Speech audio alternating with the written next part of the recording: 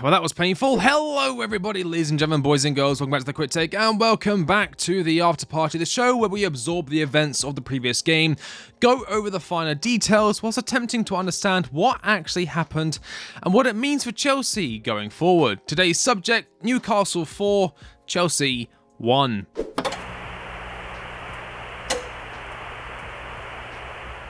Before I continue, I would like to quickly remind you I am running a giveaway with OwnASaber.com where at 15,000 subscribers you could be in with a chance at winning the King of London lightsaber, the perfect saber for every Chelsea fan. 3 participants will be chosen, and all you have to do to enter is subscribe to the channel and check the pinned comment down below for more information. And with that, on with the video. Going into the game, there was a fair amount of discourse surrounding Newcastle's current array of injured players. Callum Wilson, Dan Burn and Harvey Barnes, to name a few key players, were unavailable in the home tie against Chelsea.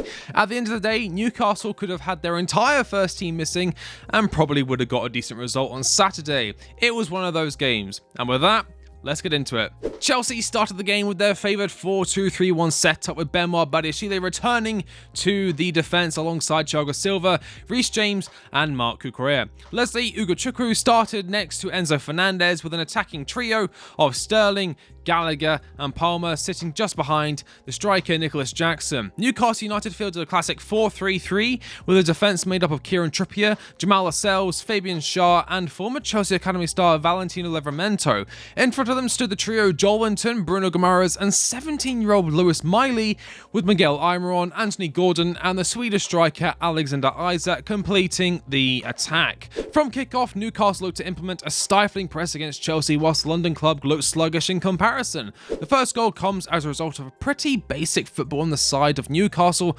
coupled up with poor defensive decision making made on the side of Chelsea. This time it was us playing a deep low block, seeing as Newcastle pressed very highly up the field. This is evident by the team's average positioning. As you can see, only 3 Newcastle players sat in their own half, whereas Chelsea had 6 in relatively deep positions, with the other 4 lined up relatively close to the halfway line. This meant Newcastle had numerous passing opportunities and ample time to build an attack against the sitting back Blues. We see this here, Newcastle playing the ball around the Chelsea box, much like we do when faced against low blocks. The problem being Chelsea aren't used to playing this way, which is evident by the acres of space provided to any player just outside the box. You could land a gyrocopter in this space with no issue. A ball is played to the open Lewis Miley just outside the box. Ugochukwu and Badiashile panic, anticipating a shot, and so they move to close down the player. This then leaves Isak completely unmarked in front of goal. The pass is made, the goal is scored. This goal came just 13 minutes into the match and would serve as a warning as to what to expect going forward.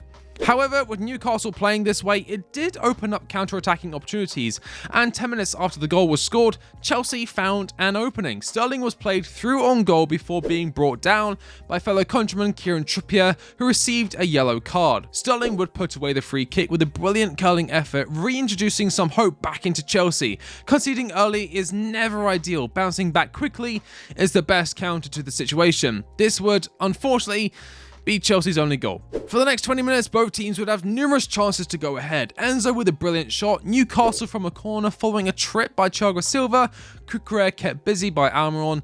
Probably the best chance during this exchange was when the ball fell to Gallagher just outside the box following a poor clearance from Nick Pope.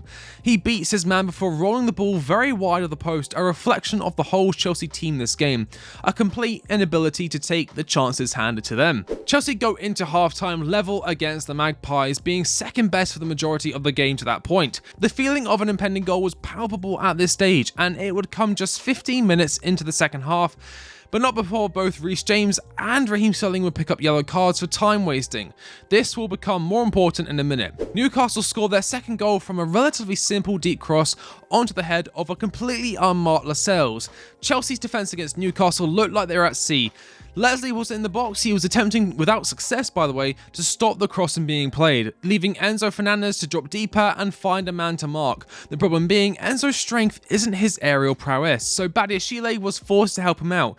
This left Cucurella having to deal with 2 Newcastle attackers, leaving him outnumbered. It's a poor goal to give away, made worse not even 2 minutes later when the final blow was struck. Chelsea kick off and are immediately pressured back towards Thiago Silva, who attempts to play the ball back to the keeper. Instead, he scuffs it and Joelinton scores another easy goal. That's it in a nutshell. Newcastle pressed, a mistake was made, goal, game finished. In playing against Newcastle, Thiago Silva became the oldest player to ever play for Chelsea, and he certainly showed it. In a feeble attempt to try and find a way back into the game, Gallagher, Ugochukwu and Jackson came off after having what can only be described as a stinker of a performance. On came Broja, Mudryk and Caicedo, who had been rested seeing as the Ecuadorian had only just came back from international duty. This little ray of hope was once again squandered not by Newcastle, but by the stupidity of Reece James. He had already been booked earlier in the game for time wasting, and after taking what can only be described as a diabolical touch, brought down Anthony Gordon as he raced towards goal, picking up a second yellow and therefore a red card, meaning he is now unavailable to play against Brighton on Sunday. Cole Palmer made way for Levi Colwill as defensive reinforcements were needed. However, both Colwill and Cucurella would pick up yellow cards shortly after. The 4th goal came from a bit of brilliance from Anthony Gordon, mixed with a splash of inadequacy on the part of Badiashile. Gordon is lurking behind a completely unaware Badiashile before darting in front of him as a ball is played in behind. The Frenchman attempts to stop him, but is just simply unable to, and that's 4-1, game, set, and match. To me, I think this was more of a case of Chelsea losing the game than Newcastle winning it. What? Heads dropped as soon as the second goal went in, and everything from that point on was just embarrassing. It appears there is a worrying lack of discipline amongst this Chelsea side. Some may point to the age of the squad, however, arguably the biggest culprits of this result were our more experienced names in Thiago Silva and Reece James. Thiago Silva was completely off his game and cost Chelsea dearly. Reece James is supposed to be the captain, a role model for the team, but he gets sent off for time wasting and a stupid foul he created. Was it a soft second yellow? Absolutely, but it's not Anthony Gordon's job to be honest. His job is to help his team in any way he can. If that means diving to the ground at the slightest touch from Reece James, he's going to dive. It doesn't help that Pochettino is currently serving a 3-game, now 2-game touchline ban and was unable to provide any instructions to his team during the game, something he's been seen doing very regularly. I think missing out on someone to provide live micro adjustments definitely went against Chelsea's favour. Eddie Howe has turned Newcastle into a very dangerous side to play against, especially at home. Their forward foot nature kept Chelsea very quiet. I feel Mudryk would have been a really good starting option against Newcastle, seeing just how much space there was in behind. Instead, Conor Gallagher started down the middle with Sterling and Palmer flanking him. If I was in charge, I would have gone with Mudryk off the left, Palmer down the middle with Sterling playing on the right. There's no denying Gallagher has improved massively this season, but to me he doesn't provide anywhere near as much goal threat you need to when starting in the attack for Chelsea Football Club. Out of possession, brilliant, but his technical ability on the ball does raise eyebrows. Leslie Ugochukwu looked out of his depth starting in the Premier League. He's another player I expected to be loaned out, but instead he found himself in the first team. Starting him alongside Enzo was a mistake. It really did feel like Chelsea were building something special, beating Spurs 4-1, albeit under favourable circumstances, and holding Manchester City to a 4-goal-apiece thriller is nothing to turn your nose up at. But falling in line with the Chelsea of late, we threw it all away in a pathetic display of half-hearted football coupled with stupid mistakes and rash actions to boot. I have heard rumblings Champions League football is a must for Pochettino and his future at the club. After 13 games, Chelsea own 16 points and are currently 12 points away from top 4. I think when taking into consideration all the outlying circumstances, it's a fair assumption to say we are fucked. The noise around Chelsea Football Club is louder than ever, and losses always amplify negativity. After the game, Mauricio Pochettino told the BBC, "We will go to the hotel, then train early tomorrow. No time off." It has now been reported the players were given 2 days off, according to Craig Hope, who reported an alleged conversation between Alex Matos and one of the coaches in which Matos seemed surprised he, along with his teammates, were receiving time off. For the Chelsea of old, time off was seen as a reward. To me, this leaves two possible situations.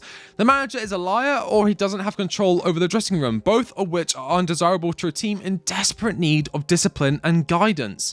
Where we go from here, I'm not sure. We have Brighton next, and then Manchester United before a run of favourable fixtures. However, even with favourable fixtures, we are more than likely to be met with a low block, and we've already demonstrated our complete lack of creativity when faced with a couple of defenders in front of goal. To wrap it up, Newcastle wanted it more. It wasn't because they necessarily tactically outclassed us, but they attacked with more vigour, they pressed with more pace, they defended as a team, and they scored together. Chelsea once again looked like a group of individuals who couldn't care less. Something has to give. Time and time again, we've seen improvements in performances and results, gotten excited only to regress back into old form and start all over again. It cannot continue, and that is why Chelsea crumbled against Newcastle. Well, that's about it. Let me know your thoughts in the comment section down below. I've been The Quick Take, and I'll catch you on the next one. See you later.